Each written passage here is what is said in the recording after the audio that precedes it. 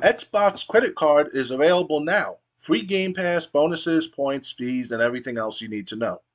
The Xbox with Mastercard with Barclays is now available in the United States, but is it the card for you?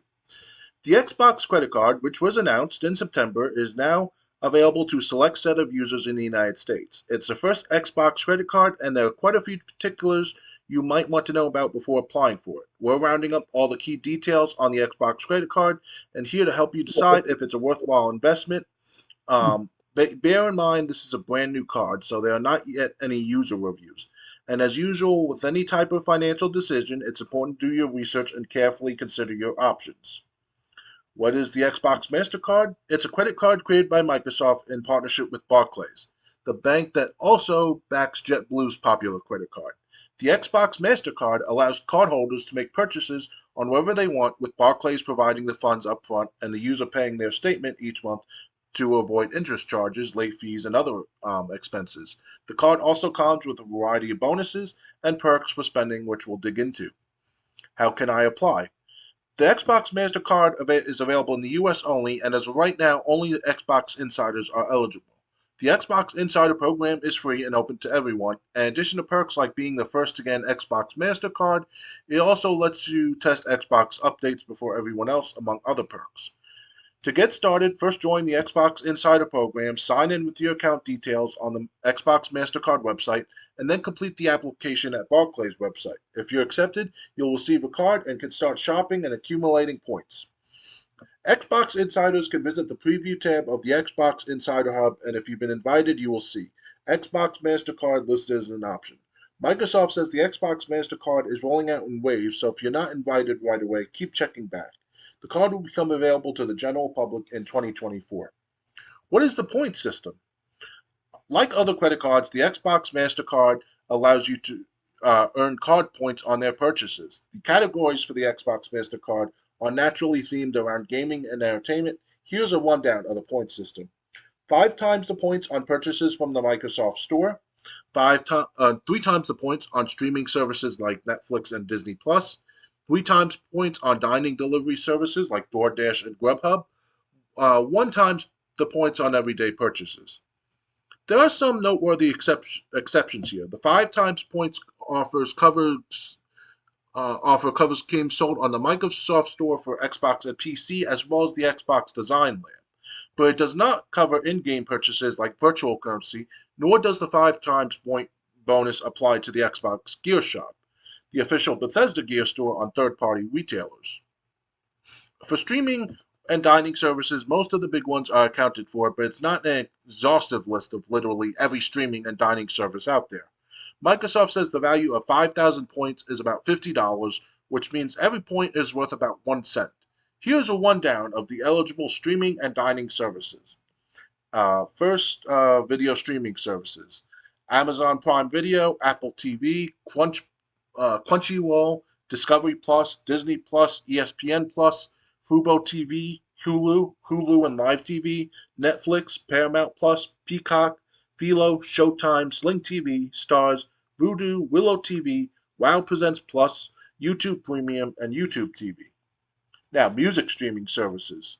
Amazon Music Unlimited, Apple Music, iHeartRadio, Pandora, Qbuzz, SiriusXM, SoundCloud, Spotify, Tidal, and YouTube Music. Audiobooks and book streaming services. Audible, Kindle, and Kobo. Dining delivery services. Caviar, Chow Now, Delivery.com, DoorDash, Goldbelly, Grubhub, OrderUp, Postmates, Seamless, and Uber Eats. What can I redeem points on? Xbox Mastercard points can be redeemed to purchase games and add-ons through Xbox.com. These are not direct purchases, however, as the point redemption comes in the form of a credit on your next billing statement. Also of note is that Xbox Mastercard points and any balance of rewards points you might have are not combinable. However, cardholders will continue to earn Microsoft Rewards points and Xbox Mastercard points when they use the Xbox Mastercard on eligible purchases. Free Game Pass. Another pretty nice perk of the MasterCard is that it comes with 3 months of Game Pass Ultimate for new subscribers. You will receive the bonus after your first purchase. Existing Game Pass Ultimate members are not eligible, but they still get the bonus they can then give to a friend. Game Pass Core members are eligible, however. This includes anyone who was an Xbox Live Gold member before that subscription was converted to Game Pass Core in September. Other perks. After your first purchase with the Xbox MasterCard, you will receive a bonus of 5,000 card points worth about $50 and the aforementioned free Game Pass Ultimate code. Additionally, your physical Xbox MasterCard can be customized with one of five designs featuring the iconic Xbox logo and assortment of different colors. The card supports contactless payments and can be loaded onto your smartphone. The Xbox MasterCard also promises fraud liability protection and the ability to check your FICO score for no fee or impact your score. Annual fee, APR, and other fees. The Xbox MasterCard has no annual fee. The annual percentage rate is 20.99, 26.99%, or 31.99%, depending on your credit history. Guys, if you get this card, pay it off in full every month. Uh, the same rates are in place for balance transfers, while the APR for cash advances is 32.4% with the Xbox MasterCard.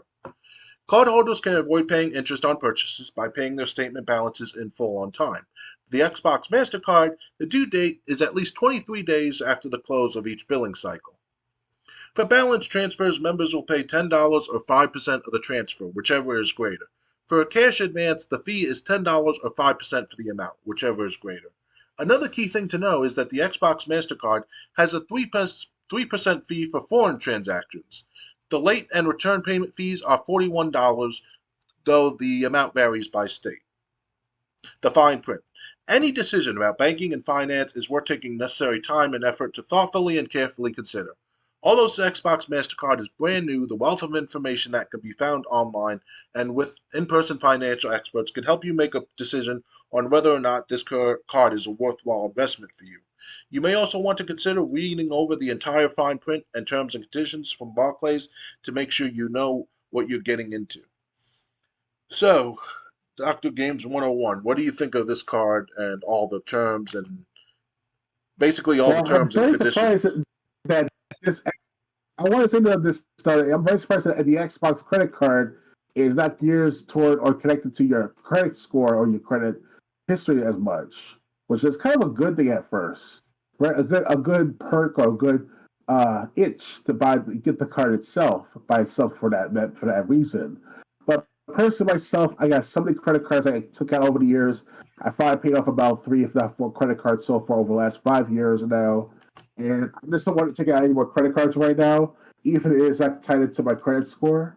Personally, myself, if I want to get the Xbox Series X and S, I'd rather wait until I get win the lottery or something at this rate right now in my life, because I owe student loans as of late.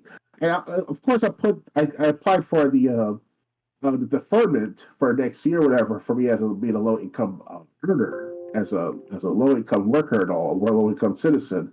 So that's good on my part that I can pay off little by little on my own time, on my own accord. Um, Other than that, the credit card on Xbox is like that's good for like those who just started out working in a workplace who are like 19, 18 years old and they finally got their first full time job and all, but they don't want to spend the money on a Xbox right away on their own cash. They want to build their credit somehow, some way. So think of it as like uh, if I was like 18 again, if I had 20 years when I first bought my Xbox 360 and had the Xbox card, I would definitely buy the card before buying the Xbox 360 and use that credit card for the 360 for the Halo 3 edition, especially. So if I did this back 15 years ago, it would be a different story. And hell, even 10 years ago when the Xbox One came out, it's 10 years this year since the Xbox One came out. They buy next month, whatever. So it's yeah, man. More power to the Xbox brands for all this stuff. I'm not no financial advisor, but if I was the average gamer that just started out playing Xbox, whatever, go for the credit card. You know, I would say. But Yeah, if you're like a yeah, yeah, go on. I don't want to say that, but if you're like an older gamer who's been around the block how many times with the Xbox brand, it's not a good time to buy it, especially if you have a bad credit score like I do. So Yeah, okay, but the thing is, I mean, it kind of is tied to your credit score because they said that your credit score is going to determine the interest rate you get. You just can Okay. check. You can check your credit score without without impacting it, because when you do check your credit score, it does go down. Right, right. Of So it course. does. So it does impact your credit score at least somewhat. But and my computer's acting up, so I don't know if it's my internet that's For slowing me, down or my computer. But anyway, but Triple J, hey, Triple J, I thought that the checking your credit score thing is a myth because you want to check your credit score as a right to know what your credit score is like for future purchases. So they can't just increase or decrease your credit score because you checked it every few weeks. You know. as far as I know, checking the this again, the rules might be different now than when I worked. But when I worked for Berkshire Financial Corp in 2006, uh, we used to tell people that checking a credit score against one from one of three providers is not doesn't affect your score, but it does. That sounds So like a myth I've been hearing. that when I worked, we used to tell people that it didn't affect their score when it did. So it's, I don't think it's a myth. I think checking a credit score does affect it. That's like a violation of consumer rights right there because you're telling people that they can't view their credit score because they're not sure how low or how high it is for to make future purchases. That right there is a violation of the right to be informed as a consumer, whether you're a gamer or not, you know? Yeah, well, I'm not saying it drives it down. I'm just saying, it does affect it. Um, but I mean, on the other hand, the but on the other hand, I mean, they also said your credit score is going to determine what interest rate you get. Oh my God, the ones over 30% interest. Oh my God. That's how it is for the last at least a year now. 30%, 31%. Yeah, but I mean, Jesus. I mean, if someone just pays the minimum amount, oh my God, they're going to get a big surprise when they open their bill just 1 month later of all the interest they have to pay. Yeah. It took me 5 years, 6 years to pay off my PayPal. That was back in 2016. I opened up that account with like 25%, if not 22% interest. So it's like, APR, whatever it was. Yeah, but I mean, I had my first Discover card, which put me in debt because I started paying off the minimum payment only when I was on unemployment. That was, I mean, it went from, I mean, I paid like I had a $440 something bill in November, and like I paid like 220 of it or 240 of it. In 3 months, I had like $1,000 balance because of because I didn't realize at the time my interest score, my interest percentage rate was so high because it's the card I had since college. But this was the first time I wasn't paying it off in full every month. Right, right. That's how it is with some of my credit card bills too. As of late, I currently own with Destiny and well, basically it's called Indigo, the Indigo credit lines. They call them. There's different brands out there, and I owe about at least like $1,000 per account for two accounts. So it does get overabundant, overwhelming because if you're not paying it on time, that's what I hate about the credit cards. To those who are still been out for years, by paying for credit, you better just not hold up on the card for now, for the time being. That's how I look at it. Yeah. So yeah, if you get these cards, oh my God, just make sure I mean, 26.99% is the cheapest interest rate they have. Make sure you get, make sure you just pay it off in full. That's all I'm saying. Ready? So, do you have anything else to add, or ready to move on? I want to say though that in these times for the last several decades now, the credit card debt or the credit card overall debt in the country is about $1 trillion.